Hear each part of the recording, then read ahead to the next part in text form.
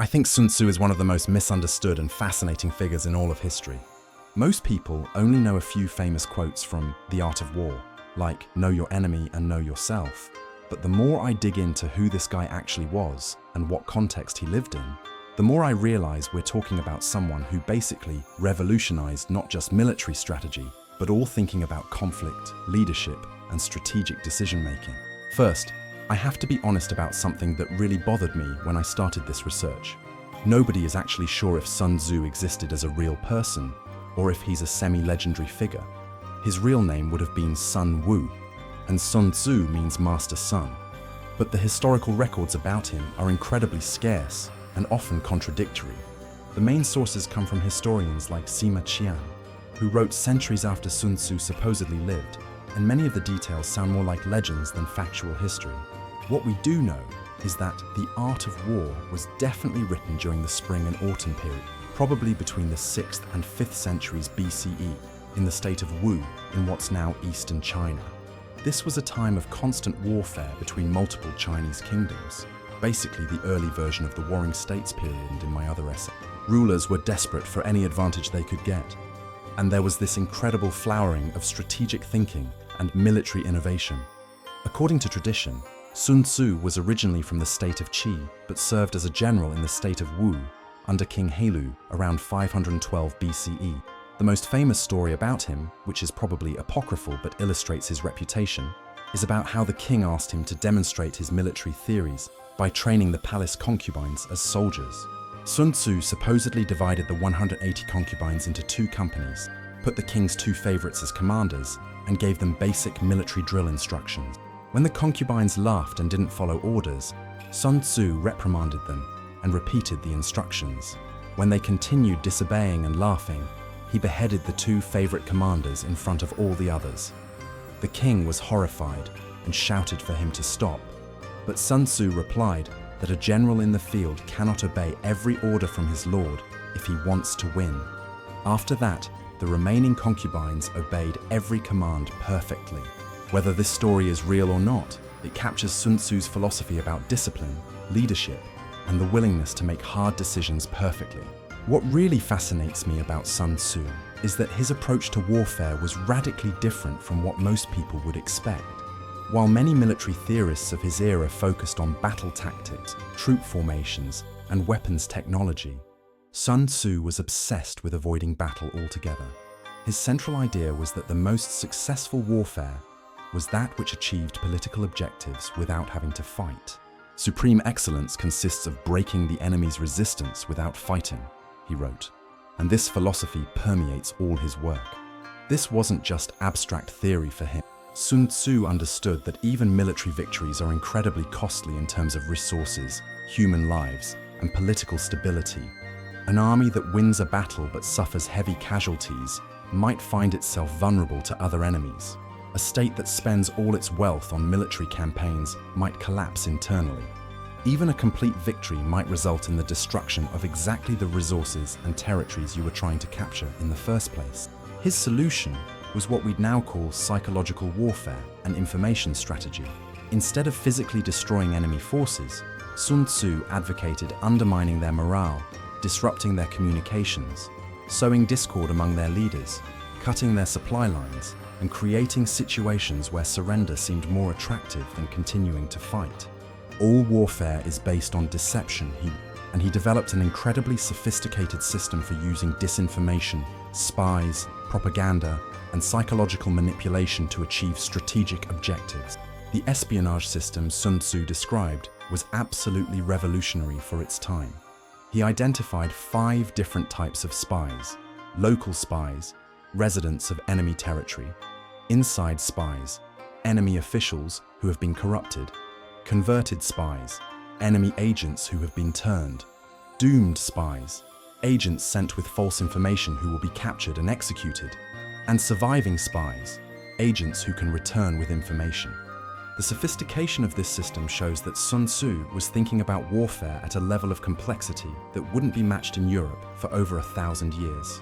But what really distinguishes Sun Tzu from other military strategists is how he integrated political, economic, and psychological factors into his theory of war.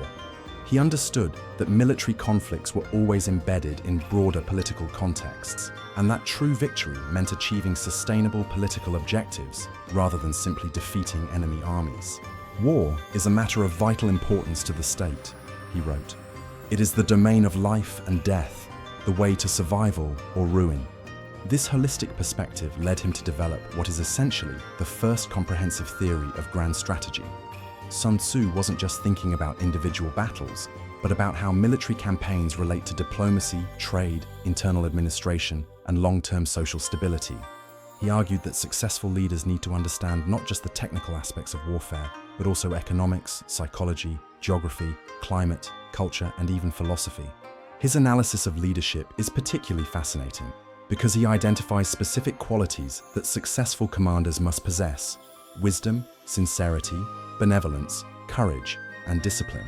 But he wasn't talking about leadership in vaguely inspirational terms. Sun Tzu was obsessed with practical decision-making under extreme pressure, and he developed specific techniques for gathering information, evaluating options, managing uncertainty, and executing complex decisions in chaotic environments. One of Sun Tzu's most innovative contributions was his emphasis on adaptability and strategic flexibility.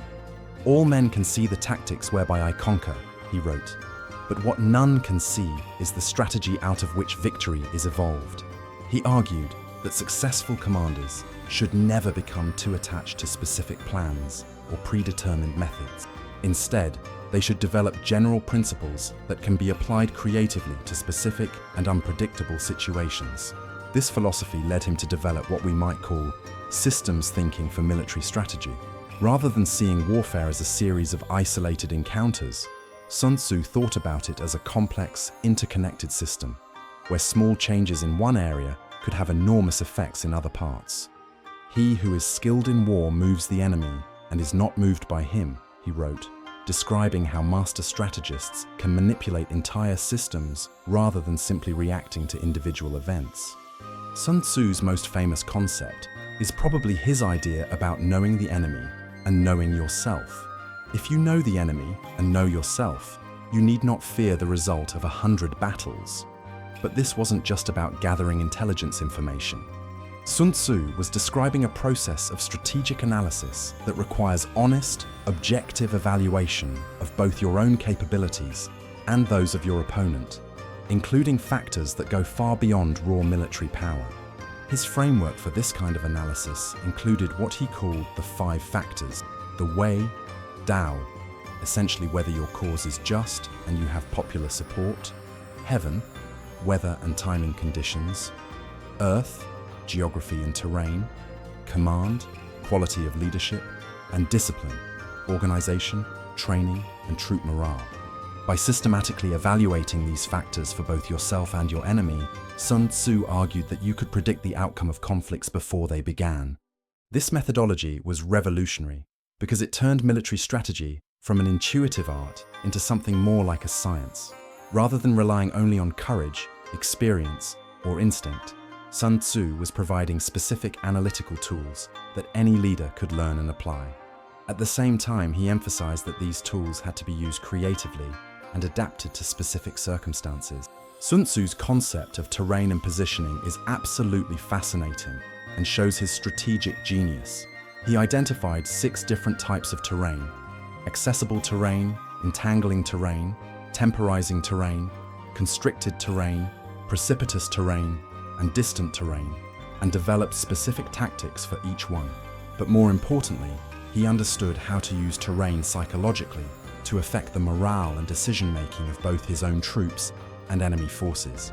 His discussion of what he called death ground, situations where forces have no possibility of retreat, is particularly brilliant.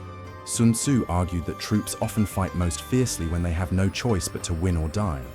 But he also understood how to artificially create these kinds of situations, to motivate his own forces, while simultaneously putting enemy forces in positions where they would be demoralized and less effective. Sun Tzu's influence on subsequent Chinese military development was absolutely enormous. His ideas were studied and applied by generals for over 2,000 years, and you can see elements of his strategy in famous campaigns from the Qin conquests to modern Chinese warfare.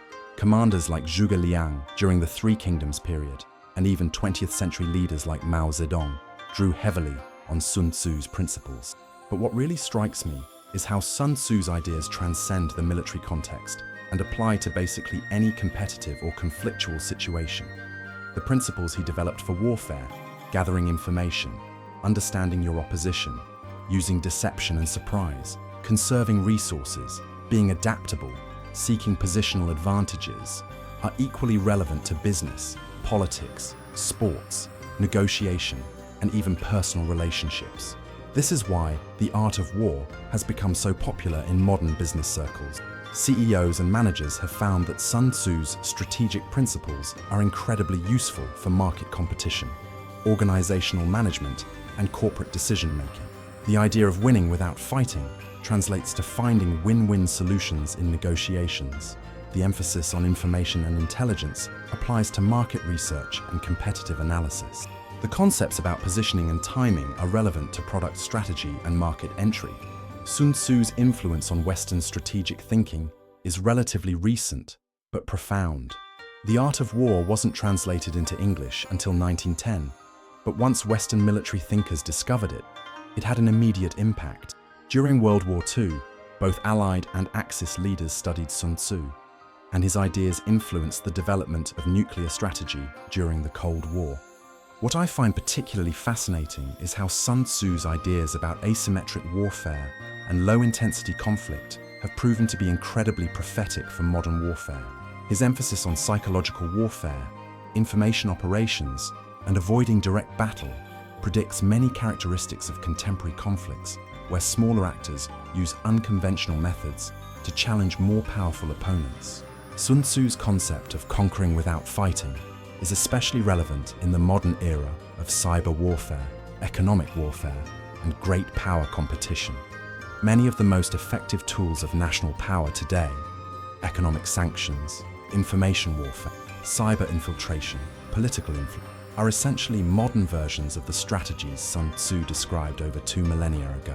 From a philosophical perspective, Sun Tzu represents this incredible tradition of Chinese strategic thinking that emphasizes pragmatism, adaptability, and systems thinking.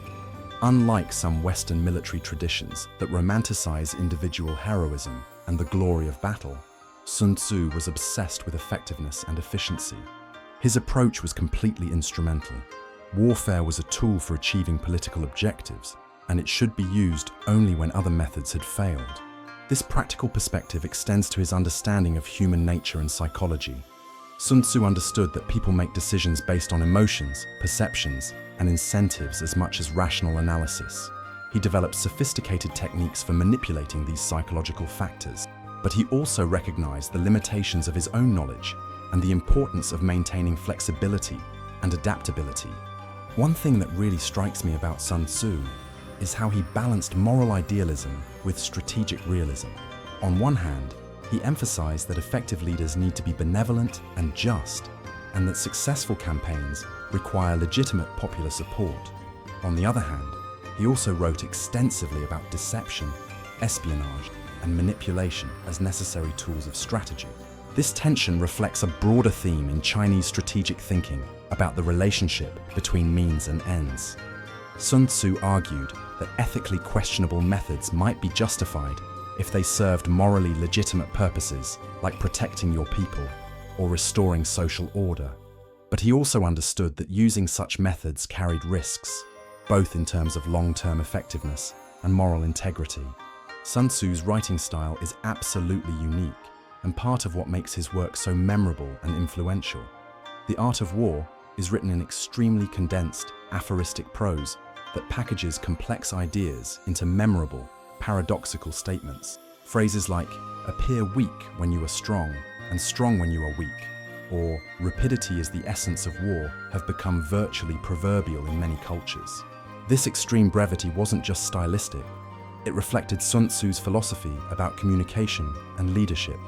He understood that effective leaders need to be able to distill complex ideas into clear, actionable principles that can be understood and applied under pressure. At the same time, the aphoristic nature of his writing allows for multiple interpretations and creative application to diverse situations. The structure of The Art of War is also fascinating from a pedagogical perspective. Sun Tzu doesn't present his ideas as a rigid system or a series of inflexible rules. Instead, he offers general principles, specific case studies, and apparent paradoxes that require the reader to think actively about how to apply these ideas to particular situations. This approach reflects his understanding that effective strategy cannot be reduced to mechanical formulas. Each situation is unique and requires creative analysis and adaptation of general principles. Sun Tzu was teaching people how to think strategically, not just providing them with pre-made answers to specific problems. Sun Tzu's legacy in modern popular culture is absolutely enormous and sometimes problematic. Quotes from The Art of War appear in everything from action movies to business motivation to internet memes. Unfortunately, this popularity has led to many superficial interpretations and misunderstandings of his actual ideas. Many people take Sun Tzu's more aggressive statements out of context and use them to justify ruthless competitive behavior or manipulation. But this completely misses the point of his philosophy, which was about achieving objectives with the least destruction and cost possible. Sun Tzu wasn't promoting aggression for the sake of aggression.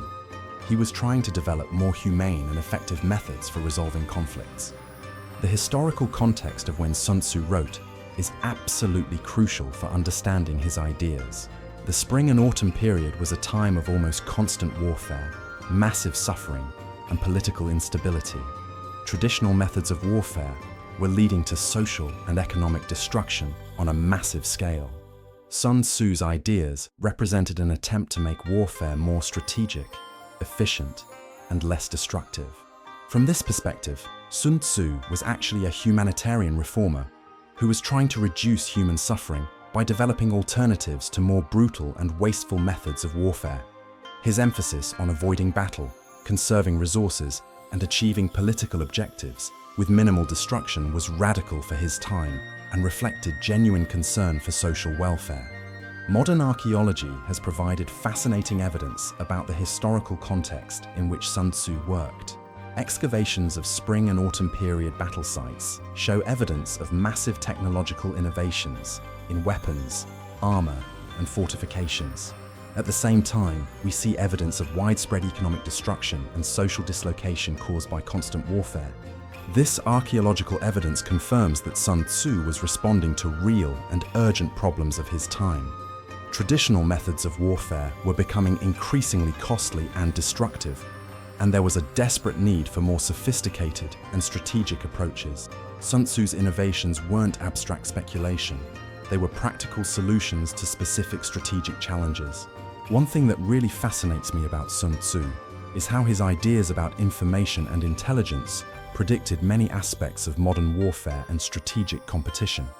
His understanding that information is often more valuable than physical force, and that controlling the flow of information can be more effective than controlling territory, is incredibly relevant to contemporary conflict. In the modern world of cyber warfare, social media, and information operations, Sun Tzu's ideas about deception, propaganda, and psychological warfare are more relevant than ever. Contemporary conflicts often play out as much in the information domain as in physical domains, and the principles Sun Tzu developed for manipulating enemy perceptions and morale apply directly to these new forms of strategic competition. At the same time, the ethical concerns that Sun Tzu struggled to balance. When is it justifiable to use deception? How to maintain moral legitimacy while pursuing strategic objectives? How to prevent means from corrupting ends are equally relevant for contemporary policymakers and leaders. Looking back, after months of researching Sun Tzu, what impresses me most is how he managed to create a theoretical framework that is simultaneously deeply rooted in his specific historical context and also universally applicable to competitive situations. His core principles about information, adaptability, efficiency, and systems thinking transcend the particularities of ancient Chinese warfare and provide insights that are equally valuable for contemporary leaders in any field. Sun Tzu represents this incredible tradition of strategic thinking that emphasizes the importance of understanding complex systems, thinking long-term, and balancing multiple objectives. In a world that often seems dominated by short-term solutions and reactive thinking, Sun Tzu's ideas about strategic planning and systematic analysis are more important than ever. He reminds us that true strategic mastery isn't about winning individual battles, but about creating conditions where your long-term objectives can be achieved with the least cost and destruction possible.